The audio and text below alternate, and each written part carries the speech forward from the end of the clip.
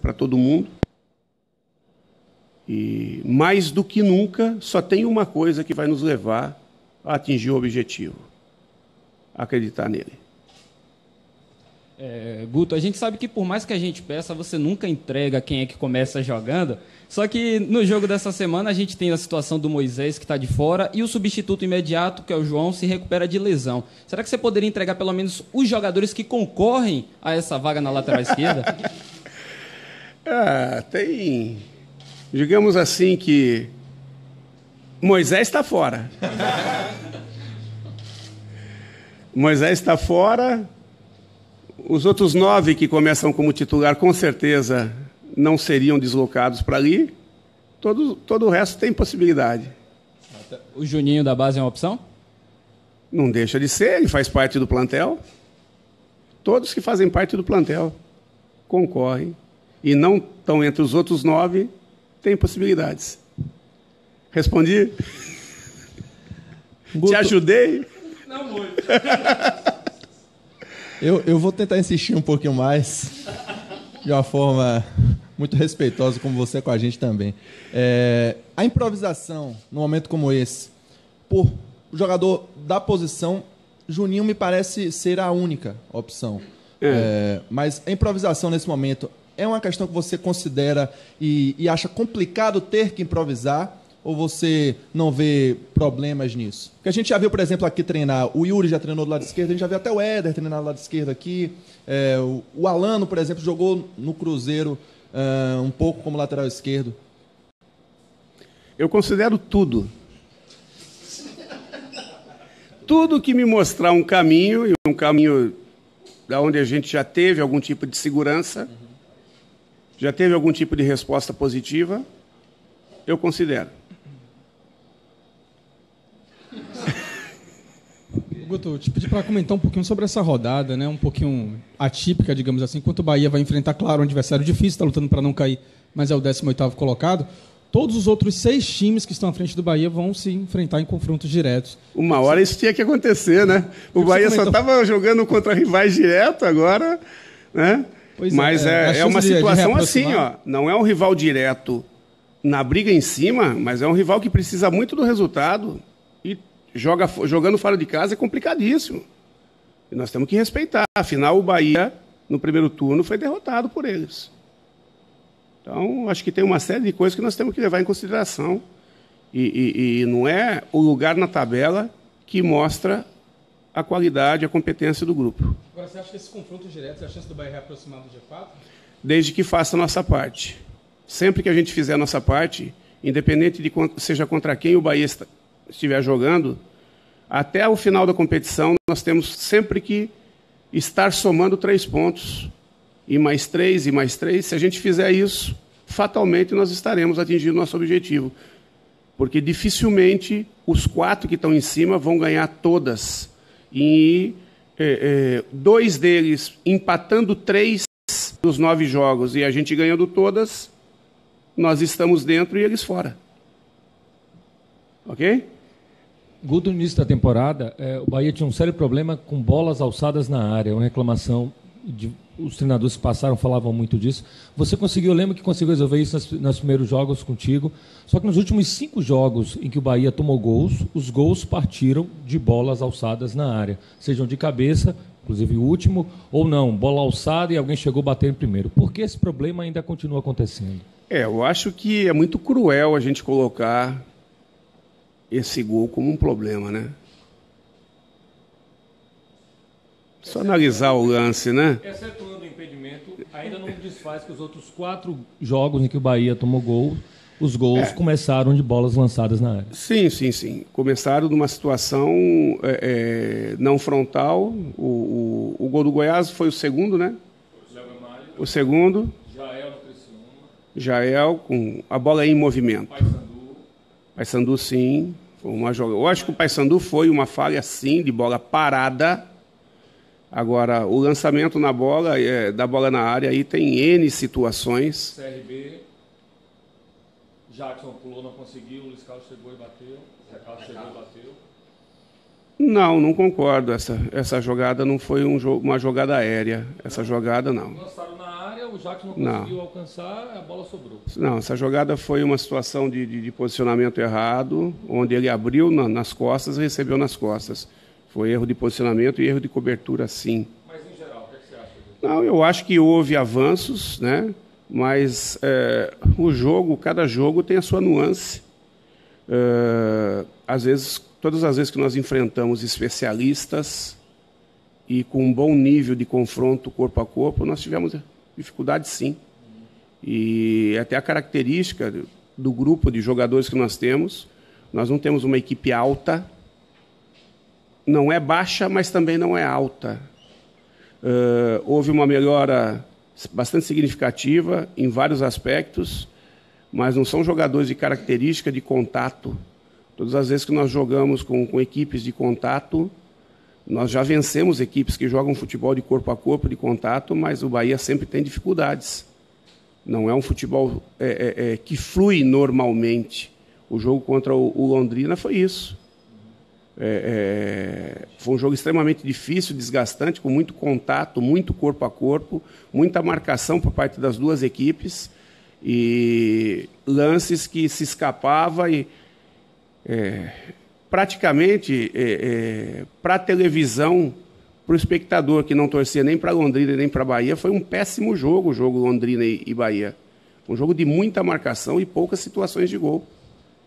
Então, todos os jogos com essas características, fatalmente aparecerão algumas situações, né? Até porque você não joga o tempo todo contra equipes com essa característica. E sempre que ocorrer de você vir numa sequência de jogos, isso se enfatiza mais porque o descanso de um jogo para outro não está totalmente, né? Quando você vem da semana cheia, a tendência de ter menos problema em relação a isso, do jogo de contato.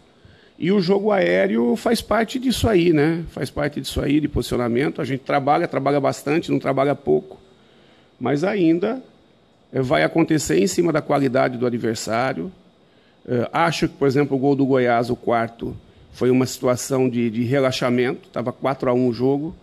Faltava já tinha jogador pedindo para sair, não deu tempo de fazer a troca. Enfim, saiu momentaneamente a equipe do nível de concentração e acabou tomando o gol. O bom é que, graças a Deus, voltou rapidamente após o gol. Enfim, cada jogo tem um tipo de situação, não dá para avaliar os gols que nós tomamos nas últimas partidas, todos eles tentar trazer por uma conta única. Acho que tem algumas situações diferentes ali. Junto com o seu grupo, semanalmente vocês assistem vídeos, tomando como parâmetro... Inclusive agora estávamos assistindo. Inclusive agora, exato. Tomando como parâmetro o jogo contra o Londrina, qual característica ou postura que você quer que mude? E em relação... Você não entrega o time, mas mudança tática, a gente pode ver com o... O que você diz de mudança tática? Eu falo na questão do posicionamento em campo mesmo.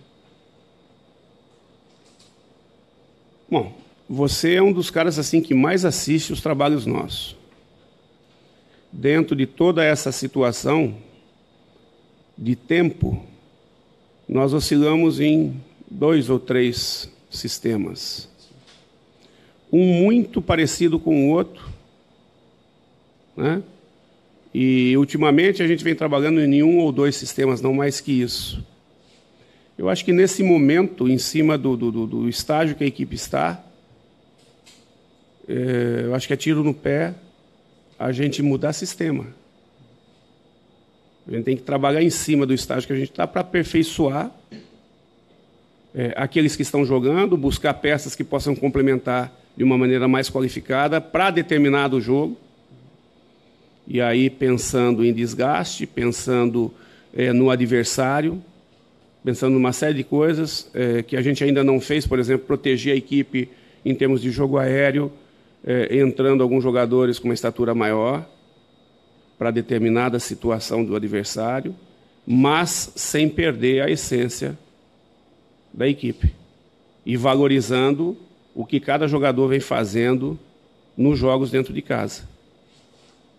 Guto, como você disse, você estava analisando o adversário, vídeos. Eu queria que você falasse um pouquinho sobre o adversário deste domingo, a equipe do Tupi, e, lógico, respeitando o adversário. Diante dos resultados fora de casa, o Bahia tem a obrigação de vencer esses 2 próximos jogos? Cara, no momento que nós estamos, para a gente pensar em alguma coisa em termos de triunfar, de atingir o objetivo, nós temos que estar vencendo, independente de ser dentro ou fora de casa. A oportunidade nossa é agora dentro de casa, então nós temos que fazer. Agora não tem diferença ser dentro ou ser fora. Nós temos que estar jogando para ganhar, para vencer, para somar 3 pontos e mais 3, e a nossa conta tem que se multiplicar dessa maneira. Não é só somar, ela tem que se multiplicar dessa maneira aí, para que a gente possa chegar. Em relação ao adversário, a Série B está muito competitiva, Haja vista que eu acho que dos últimos anos é que tem um bloco de equipes chegando na 10ª rodada do segundo turno com mais chances de classificação dos últimos anos, dos últimos 4, 5 anos. Mais equipes em condições. Com uma diferença pouca entre... a diferença entre nós e o líder dá 9 pontos. E nós somos só o 10º, o 7º. O 10º tem a mesma pontuação que a gente. Percebe? Entre nós e a zona, 5. Então é uma briga ferrenha, muito. E aí tem uma questão muito interessante. Se a gente colocar o Luverdense, que tem 1 ponto a menos, e o Vila, que ainda não jogou, são 12 equipes na briga. Dessas 12 equipes, talvez nós sejamos a equipe que tem menos confronto dentro dessas 12 equipes, dos 9 jogos que faltam. Todos os outros, nós temos, contando as 2, nós temos 5. Todos os outros têm de 7 a 9 jogos, ou 8 jogos. Então, tem muita coisa para acontecer em cima de tudo isso aí. Mas esse tipo de análise não vai fazer o Bahia chegar. O que vai fazer o Bahia chegar são triunfos dentro de campo. E é por isso que a gente está trabalhando bastante e acreditando para buscá-los. Guto, você já havia falado recentemente um pouco sobre uma queda de rendimento do Hernani em outra entrevista coletiva. Ele não está num momento tão bom. A gente percebe também que o Cajá, desde o jogo contra o Goiás, também não vem fazendo grandes atuações. São 2 jogadores importantíssimos, imagino eu, para a sua equipe. O que é que você tem pensado a respeito disso? Você considera, num momento como esse, conversar com eles, dar mais confiança para que eles possam reaver seu melhor futebol? Acho que tudo passa por várias situações. Por exemplo, Hernani e Cajá, talvez está sendo colocado uma situação maior porque eles saíram na partida contra o Criciúma e nós acabamos conquistando o triunfo com os jogadores que entraram. Sim. Só que eu falei após a partida, o trabalho de quem entrou foi fantástico e merece ser louvável. Mas não denigre em nada a saída dos outros 2, que trabalharam muito para desgastar os adversários, para que aqueles que entrassem pudessem ter o sucesso que tiveram. Se cobra que faça gol todos os jogos em relação ao centroavante, mas nem todos os jogos é possível. E a equipe vem marcando. A equipe deixou de marcar agora contra o Londrina. Fazia quantos jogos que a gente não passava em branco? Desde o jogo do Náutico. Então, é uma equipe que vem marcando bastante. Então, não está marcando A, mas está marcando B, mas está marcando C. Existe todo um trabalho coletivo. A gente não pode colocar a situação em cima de um único jogador, sendo que existe um sistema ofensivo e um sistema defensivo. Todo erro da defesa, então, vai ser do goleiro, que é o especialista? Não dá. Eu acho que volto a falar, existe um sistema ofensivo, um sistema defensivo, existe uma estratégia, existem momentos da partida onde A vai ser mais importante que B, B vai ser mais importante que A, e a gente vem tentando jogar com isso. Logicamente, pode vir a acontecer, em sequência de jogos, o jogador acabar se desgastando a ponto de ter que ser substituído, de não ter o rendimento adequado. E principalmente quando enfrenta, quando o nível de enfrentamento não é só intensidade, mas é força, o jogador se desgasta muito mais. E essa partida do Londrina foi extremamente desgastante nesse aspecto, onde exigiu de cada jogador muito embate, corpo a corpo. Isso, queira ou não queira, faz com que exista um decréscimo. Quando você não está conseguindo triunfos pessoais, existe uma queda no aspecto de confiança, aspecto moral, existe um desgaste físico maior do que o normal, né? E então tudo isso a gente tem que levar em consideração. Eu acho que Hernani e Cajá tem tudo para fazer uma grande partida no domingo e nos ajudar muito.